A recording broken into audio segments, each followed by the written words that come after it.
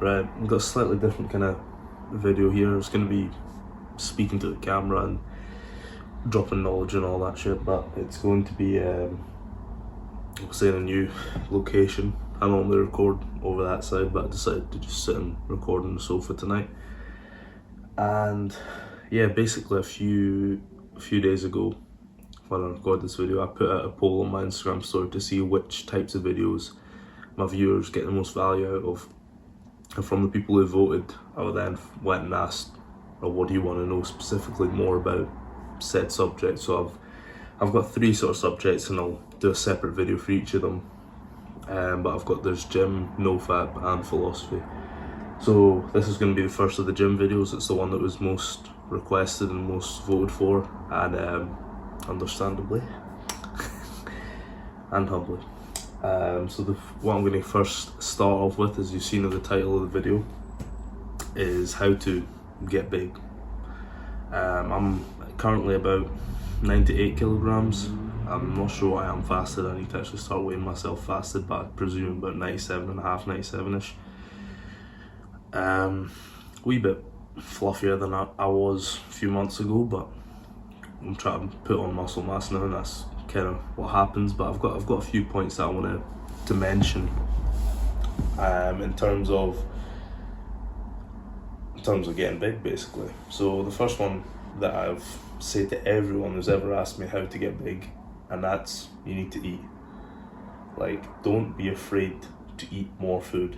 And it sounds like a weird thing, because most people will just happily eat loads of food, but I know from examples of people that I know who have, maybe they're overweight at one point and they lost a lot of weight, and now they want to put on muscle mass, but they never really want to eat that much food, because it's almost like a psychological thing where they had to eat little amounts of food in order to lose the weight, and now switching back into eating more food almost feels like they're just slipping back into bad habits in a way.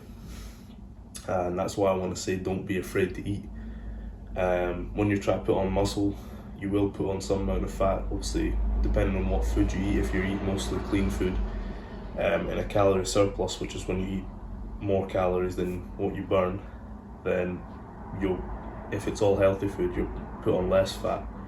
But if you're like me and just eat whatever for the calories, then you'll probably put on a significant more amount of fat, which will mean you'll need to cut back a bit slightly afterwards, which, to be honest, I quite enjoy having the 2 different processes. It basically allows me to keep changing my goals and keeps it interesting for myself, but that's just personal.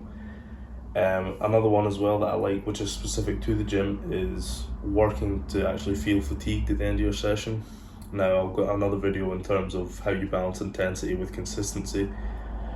You physically can't go balls to the wall every time and hit your max every time. That's unrealistic.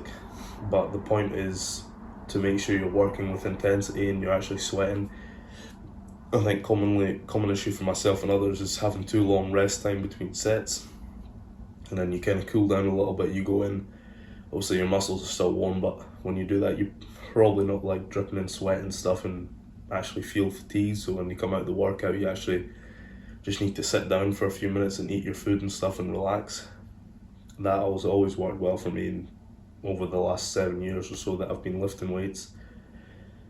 This one is about in the bedroom, sleeping. Now I've put here sleep like a bear, because bears go into hibernation in the winter, but you don't realise how important it is to get a lot of sleep. I'm talking like between 8 and 10 hours, and when I say like 8 hours of sleep, that generally for myself that means I need to be in bed for about 10 hours. Some days I've been in bed for 10 hours and only got 7 hours of sleep. I track it on an app called Sleep Cycle. It's like £25 a year or something, so it's not too bad. Basically just measures your breathing and stuff. You don't need any other devices, and that's been quite useful to have that insight for myself. But the reason sleep's so important is obviously most of your recovery is going to go on while you're sleeping, because your body's not doing anything. So it's just repairing all the muscle fibers that you've broken down in the gym and using the nutrients in your body to do so. It also increases the most amount of testosterone and growth hormone is released when you're sleeping. So the longer you sleep for, the more your testosterone and your growth hormone is going to be up, and that's inexplicably I don't need I'll say inexplicably, but it is a massive factor in terms of putting on muscle. It's the reason that men are able to put on more muscle mass than women, because they have higher levels of testosterone naturally. Another one relating to sleep is, if you're like absolutely fucked after a session, just take a nap. 30 minutes to an hour is what works sweet for me. For me, it's either 30 minutes or it's an hour, depending on how tired I feel and how much time I've got to nap before I need to go do other things.